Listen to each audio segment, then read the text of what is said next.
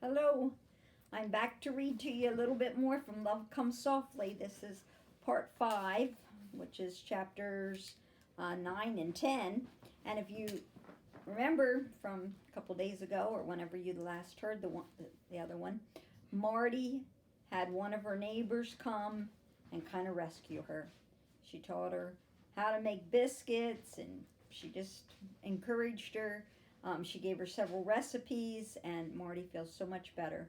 But then she realized, instead of always being so critical of Clark, she realized that Clark was grieving too. And so that was kind of an important step for Marty. Okay, Sunday morning dawned bright and warm with only enough clouds in the sky to make an appealing landscape. While at breakfast, Marty, hoping that she wasn't too obvious, asked Clark if he was through at Jed's or would he be going back for the day. Clark looked up in surprise. Jed has him a bit more to finish off, he said, and I wouldn't be none surprised if he'd work at it today. Me, though, I always take a rest on the Lord's Day. I know it don't seem much like the Lord's Day with no meetin', but I try and hold it as such the best that I can. Now it was Marty's turn for surprise. She should have known better if she'd given it some thought, but in her eagerness to get Clark from the house, she hadn't considered it at all. Course, she whispered, avoiding his eyes. I'd plumb forgot what day it be. Clark let this pass and was silent for a moment, then spoke. I've been thinking as how me and Missy might just pack us a lunch and spend the day in the woods. 'Pears like it may be the last chance for a while. The air's getting cooler, and there's a feelin' in the air that winter may be a mite anxious to be a comin'. We kind of enjoy just spending the day lazin' and lookin' for the last wildflowers and smart-looking leaves and all. Would that suit your plans? She almost stuttered. Sure, fine. I'll fix your lunch right after breakfast. Good. It was settled then. Clark and Missy would spend the day enjoying the outdoors and one another, and she, Marty, would have the day to herself. The thought both excited and frightened her. Clark went out into the shed and returned with a strange contraption which appeared to be some sort of carrier to be placed on his back. For Missy, he answered the question in her eyes. I had to rig this up when I needed to take her to the fields and a chorn with me. She even had her naps in it as I tramped along. He smiled faintly. Little Tyke got right heavy at times, too, for such a tiny mite. Reckon I'd better take it along today for when she tires of walking. Marty completed the packing of the lunch. She realized that she was giving them far more than they needed, but the fresh air and the walk through the hills was bound to give them a hearty appetite. Missy was beside herself with excitement and called goodbye over and over to Marty as they left. Old Bob joined him at the door, and Marty watched the trio disappear back of the barn. She remembered as she turned back to clear the table and do up the dishes that today would have been Ellen's birthday. Maybe their walk would include a visit to her grave. Marty somehow believed that it would. She hurried through the small tasks of the morning and then fairly bolted to her bedroom in the waiting material and the shiny new machine. She wasn't sure if she was breaking Clark's Sabbath with her sewing or not. She hoped not, but she wasn't sure that she could have restrained from doing so even if she had known. She did hope that she would not offend Clark's God. She needed any help that he was able to give. She pushed the thoughts aside and let her mind be completely taken up with her task, almost. At times she nearly caught her breath with feelings that came from nowhere. Wouldn't Clem be proud to see me in this? This is Clem's favorite color. Clem always did poke fun at what he called women's frivels. No, it seemed there was just no helping it. He was there to disquiet her thoughts, even though his absence still made her throat ache. Stubbornly, she didn't give in to the temptation to throw herself on her bed and sob. but worked on with set jaw and determined spirit. In the afternoon, she laid her sewing aside. She hadn't even stopped for a bite to eat. She hadn't missed it, and her sewing had been going well. The machine worked like a dream, and she couldn't believe how much faster seams were turned out with its help. She decided, however, that her eyes could use a rest. They had been staring at the machine foot for what seemed like years. She walked outside. It was a glorious fall day, and she almost envied Clark and Missy's romp through the crackling leaves. Slowly, she walked around the yard.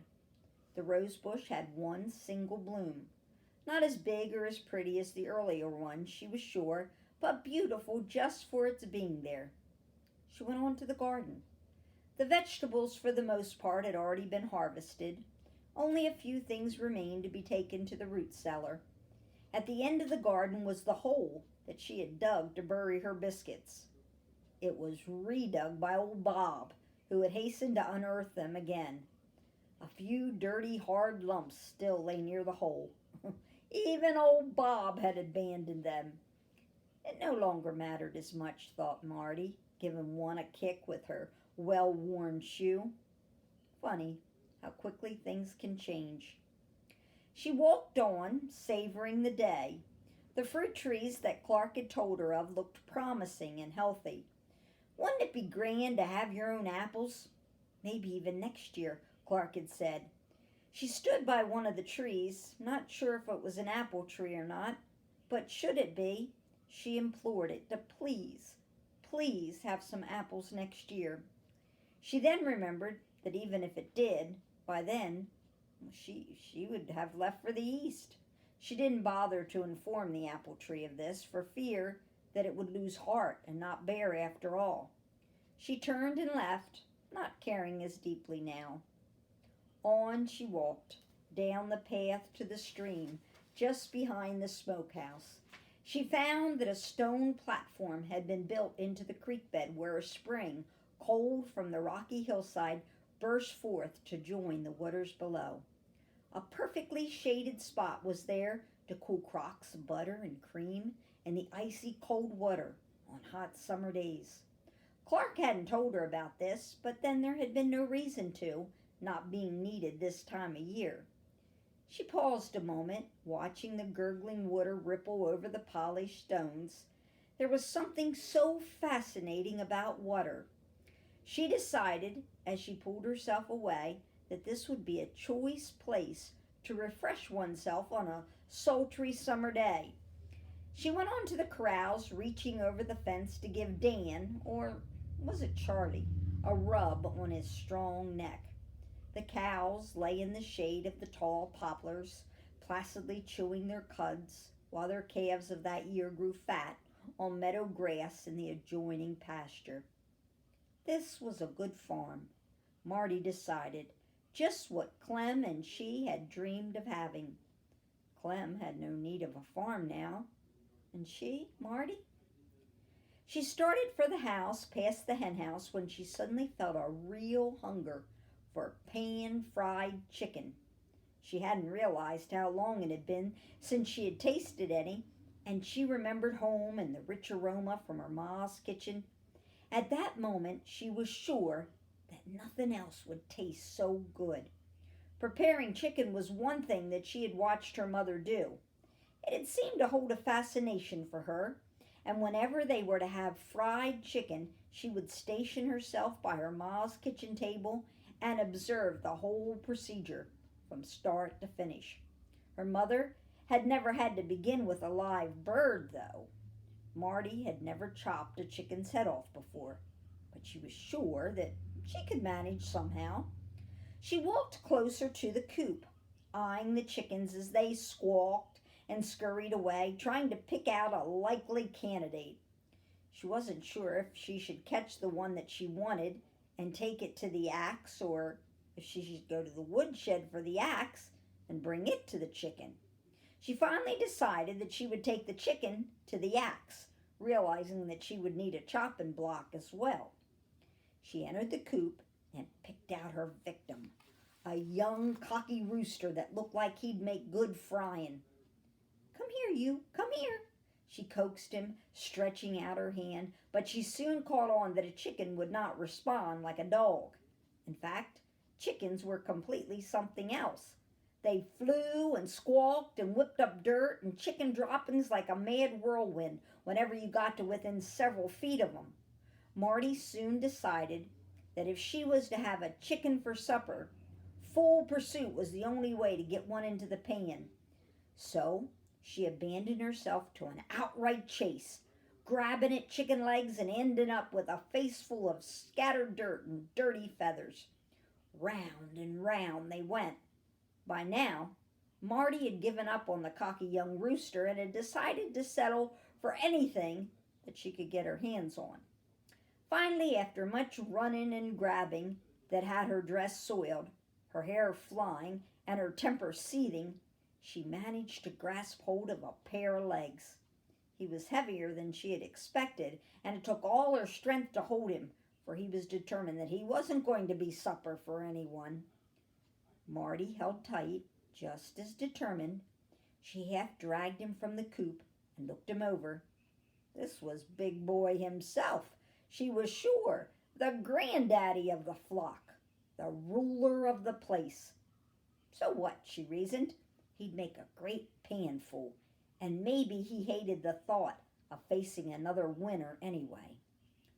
Marty was panting with exhaustion as she headed for the woodshed, but felt very pleased with herself that she had accomplished her purpose. She stretched out the squawking, flopping rooster across a chopping block, and as he quieted, reached for the axe. The flopping resumed, and Marty had to drop the axe in order to use both hands on the fowl.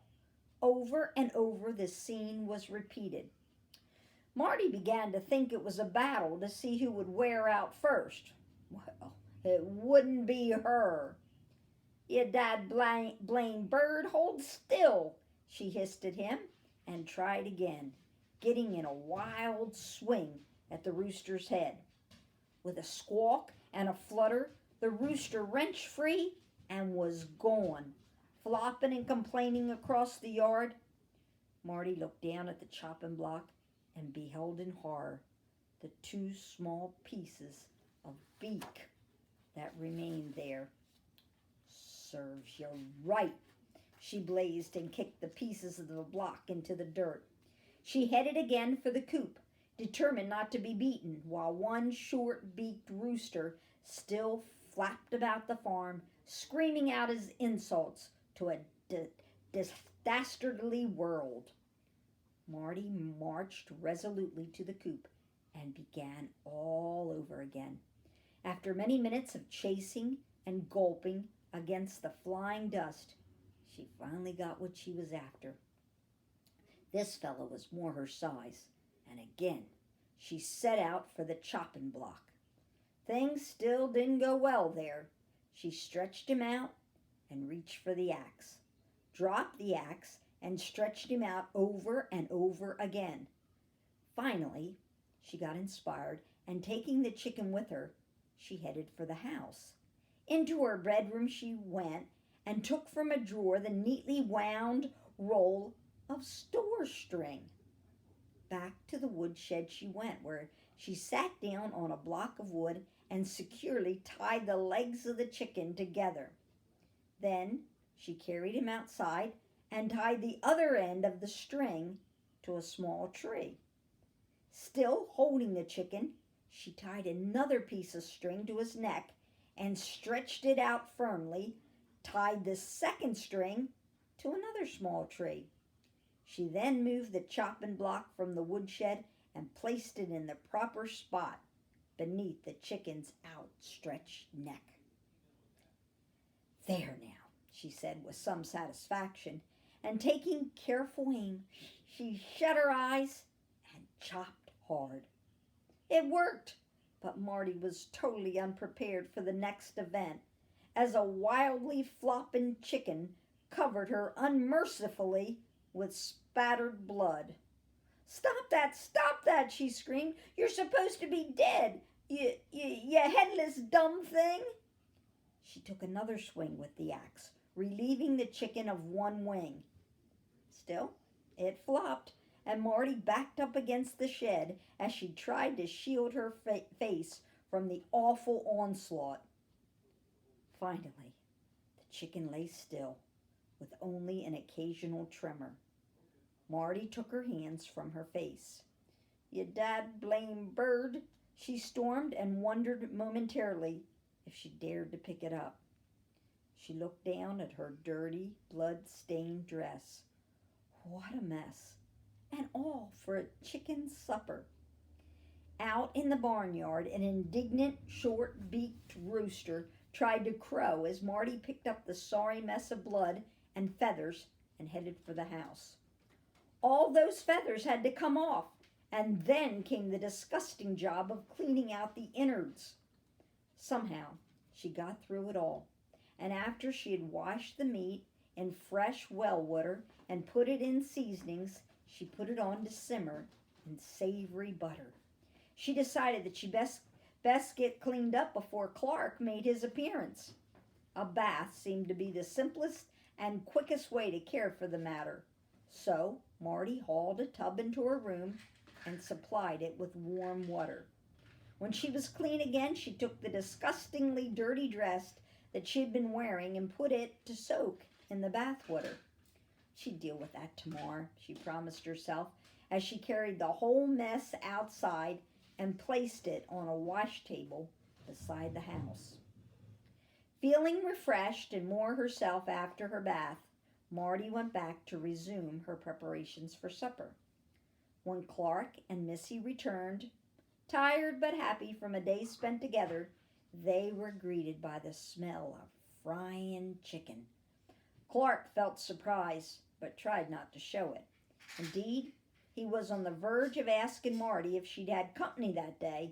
So sure was he that she must have had help to accomplish such a thing, but he checked his tongue. On the way to the barn to milk the cows, he saw the mess by the woodshed. The chopping block was still where Marty had left it, though old Bob had already carried away the chicken's head. The store twine was there too, still attached to the small trees. As he passed the coop, he noticed the general upheaval there as well. It looked like the chickens had flopped in circles for hours. Feathers and dirt were everywhere, including the overturned feeding troughs and watering pans. What really topped all was the old rooster perched on the corral fence with his ridiculously short beak clicking in anger. "Well, I never," muttered Clark. He couldn't help but smile at the sight of that rooster. Tomorrow he'd do something about him. Tonight he planned to enjoy fried chicken. A new week began. Marty mentally braced herself for it, hoping with all of her heart that it would be packed full of activity. Monday morning, true to the promise made the night before, Clark brought in the big rooster beheaded and plucked. He advised Marty to boil rather than try to fry the patriarch of the flock, and Marty was glad to take his advice. After caring for the bird and putting him on to cook in her largest pot, Marty set to work washing up all the clothing that she could find that needed washing. Her back ached from the scrub board, and she was glad to spend the rest of the day at her sewing. The rest of the week was packed full too. She went with Clark to Ben Graham's for the killing of the hogs. Todd Stern and his near-grown son Jason were there too, and Marty recognized them as the kind neighbors who had brought Clem home and supplied his burying place. The pain was there, sharp and hurting again, but she made a real effort to push it from her. She was glad to be with Ma Graham. She seemed to draw so much strength from the older woman. As the day went on, Marty could not help but notice the looks that were exchanged between young Jason and Ma's Sally Ann. If she didn't miss her guess, something was a brewing there. She had little time to ponder on it, however, for the cutting and preparing of the meat was a big job. After the menfolk had done the killing and the scraping and had quartered the animals, the women were hard pressed to keep up with them.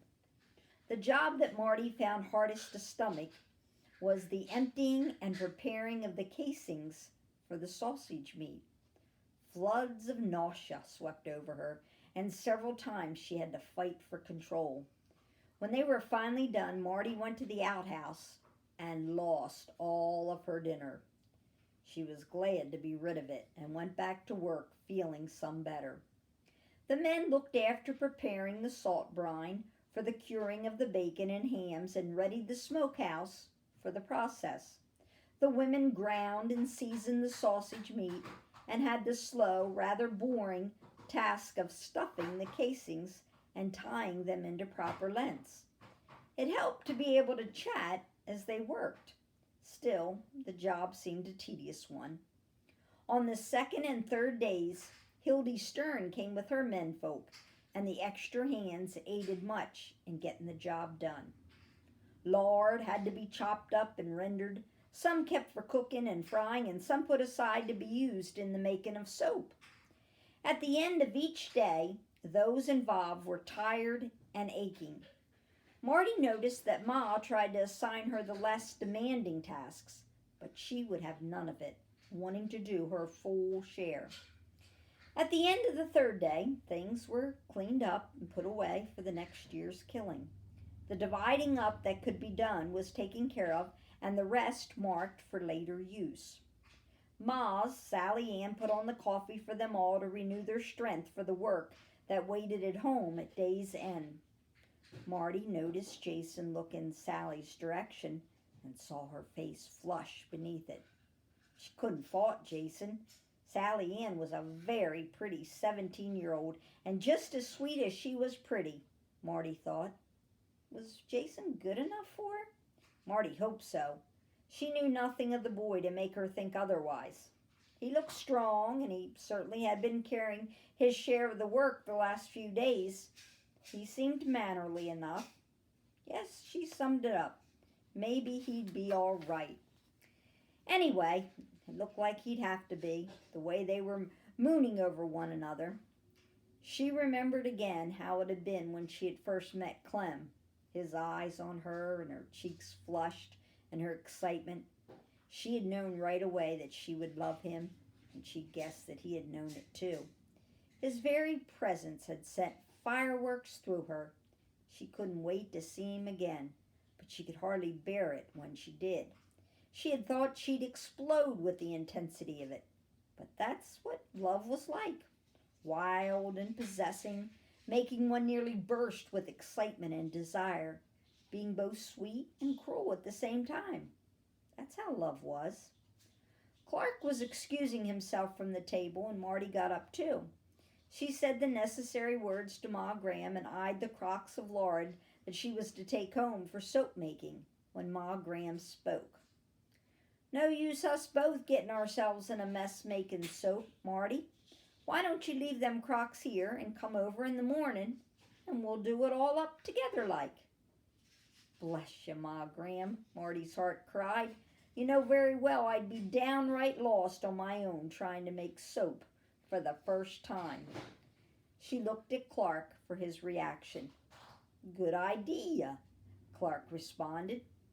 Thank you, Ma, Marty said with feeling. I'll be over in the morning just as soon as I can. Thank you seemed very inadequate, but what else could she say? And that's the end of our time today. And isn't she thankful for Ma to be such a good help to her? She's learning a lot. That chicken sure was something I wouldn't want to tackle. All right. Well, I'll see you next time.